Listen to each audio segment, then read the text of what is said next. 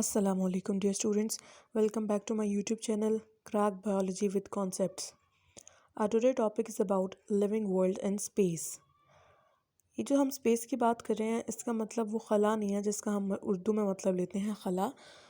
इसका मतलब है एरिया, एक स्पेसिफिक एरिया जहाँ पे कोई लिविंग ऑर्गेनिजम्स रहते हों स्पेसिफिक एनवायरनमेंट में। ठीक है, तो यहाँ पे हम अगर लिविंग वर्ल्ड एंड स्पेस की बात करें तो यहाँ पे हम डिस्ट्रीब्यूशन ऑफ ऑर्गेनिजम्स को किस तरह देखते हैं कि कौन से टाइप के ऑर्गेनिजम्स यहाँ रहते हैं और किस तरह का वहाँ का एनवायरनमेंट सेट था जिसके अंदर वो ऑर्गेनिजम्स रहते थे, तो वो हम डिटर्मिन करते हैं बायोम्स के ज़रिए।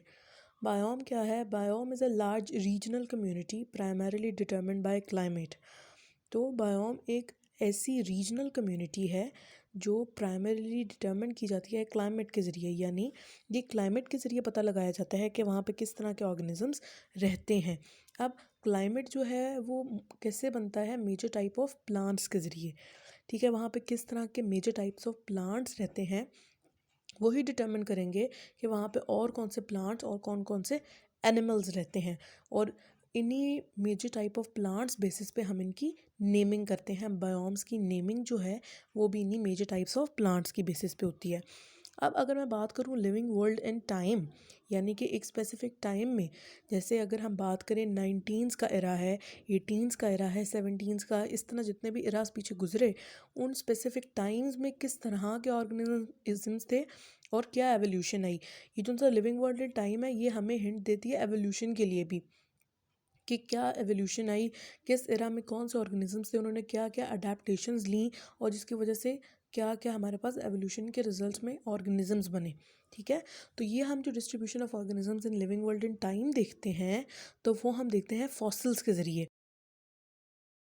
फॉसिल्स जो हैं वो डिफरेंट लेयर्स में प्रेजेंट होते हैं, अपर लेयर्स, डीपर लेयर्स, जो हमारे पास डिफरेंट लेयर्स बन जाती हैं फॉसिल्स की, डिफरेंट लेयर्स बन जाती हैं सेडिमेंट्स की। ठीक है, तो जो ओल्डर ऑर्गेनिजम्स होते हैं वो डीपर लेयर्स में होते हैं और जो न्यू वन ऑर्गेनिजम्स होते हैं वो अपर लेयर्स में होते हैं, जिससे हमें पता चल जाता है कि ये पुराने ऑर्गेनिजम्स थे और ये नए थे।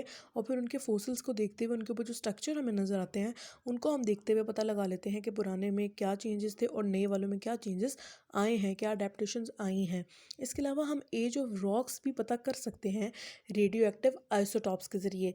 आई थिंक आप लोगों ने फिजिक्स में पढ़ा होगा रेडियो एक्टिव आइसोटॉप्स क्या होते हैं और किस तरह से हम उनको यूज़ करते हुए ऑर्गेनिजम्स की या रॉक्स की एज देखते हैं।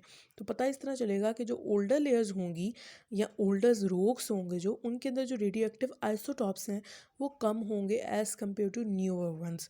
That's about the living world in space and living world in time. Okay, now move to the phyletic lineage. Phyletic lineage क्या है? A phyletic lineage is an unbroken series of species arranged in a specific order of ancestor to descendant sequence. ठीक है, यहाँ तक अगर हम पहले बात करें तो हम कहते हैं कि जो फाइलेटिक लीनिएज है ये एक अनब्रोकन सीरीज़ है। मतलब ये सीरीज़ कॉन्टीन्यूअस है, टूट नहीं रही कहीं पे, एक ऑर्गेनिज्म से दूसरा, दूसरे से तीसरा, तीसरे से चौथा। ये भी हमें एवोल्यूशन ही बता रहा है। यहाँ पे मेन जो यहाँ पे पॉइंट है वो एवोल्यूशन का है कि अनब्रोकन सीरीज़ है स्पीशीज़ की और अरेंज्ड किस तरह है, एक स्पेसिफिक ऑर्डर है जिसमें इंसेस्टर पहले हैं और फिर डिसेंडेंट बाद में हैं। ठीक है, इंसेस्टर मीन्स हमसे पहले वाले जो हमारे आबाओ अजदाद रहे वो वाले, और डिसेंडेंट जैसे हम हुए, हमारे नाना दादा वो हमारे इंसेस्टर्स हुए और अब हम लोग हमारे पेरेंट्स ये सारे डिसेंडेंट हैं।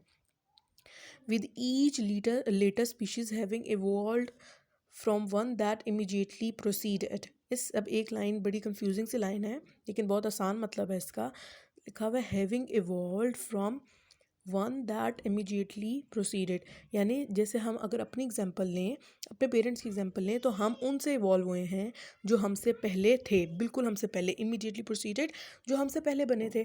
जैसे हमारे नाना दादा वो हमसे पहले बने और उसके बाद हम बने, तो इस तरह हम उनसे इवॉल्व हुए। लेकिन हम उनसे इवॉल्व तो नहीं हुए, ये एवोल्यूशन की तो एग्जांपल नहीं बनती, हम उनसे इवॉल्व नहीं हुए बल्कि हम उनके डॉटर सेल्स हैं। वो हम लोगों को डॉटर सेल्स के तौर पे प्रोड्यूस किया। और वैसे भी हम लोग एज अ मुस्लिम एवोल्यूशन पे तो बिलीव करते नहीं हैं, हम जो है वो डायरेक्ट बर्थ पे बिलीव करते हैं। लेकिन हम समझाने के लिए, कॉन्सेप्ट क्लियर करने के लिए बता रही हूँ कि जिस तरह हमारे पेरेंट्स हैं और हम भी हैं, जैसे इस तरह एक्सप्लेन किया गया कि having evolve from one that immediately proceed it. उसके बाद हम अगर लाइफ को देखें तो यहाँ पे कि लाइफ किस तरह बनी, यहाँ पे हमें बताया गया कि एवोल्यूशन और फाइलेटिक लीनिएज के ज़रिए कि एक से दूसरा, दूसरे से तीसरा ऑर्गेनिज्म एवोल्यूशन होती गई, एडेप्टेशंस आती गई या नए ऑर्गेनिजम्स बने। इसके अलावा यहाँ पे नंबर ऑफ़ नोन स्पीशीज़ को डिस्कस किया गया है कि जो आज तक हमें साइंस को पता है कि कितनी स्पीशीज़ अब तक डिस्कवर, अभी भी बेशक अल्लाह ताला की बहुत सारी स्पीशीज़ हैं और बहुत सारे ऐसे ऑर्गेनिज्म हैं जो अभी तक डिस्कवर नहीं हैं, लेकिन अभी तक जितनी स्पीशीज़ डिस्कवर होगी उनकी अमाउंट है 25 लाख। इसमें मोर देन 50% यानी कि आधे से ज़्यादा जो हमारे पास स्पीशीज़ है वो इंसेक्ट्स की हैं, 17.6% वेस्कुलर प्लांट्स की, 19.9% एनिमल्स की, और माइक्रो ऑर्गेनिजम्स जिसमें हम लोग ले लेते हैं एलजी, बैक्टीरिया, फंजाई वगैरह, उन वो हैं सिर्फ 9.4%। That's all about today's topic, living world in space, living world in time and phyletic lineage. Thanks for watching. Don't forget to subscribe the channel, hit the bell icon, like, comment below, and make sure to share the video with your friends and class fellows. Allah Hafiz.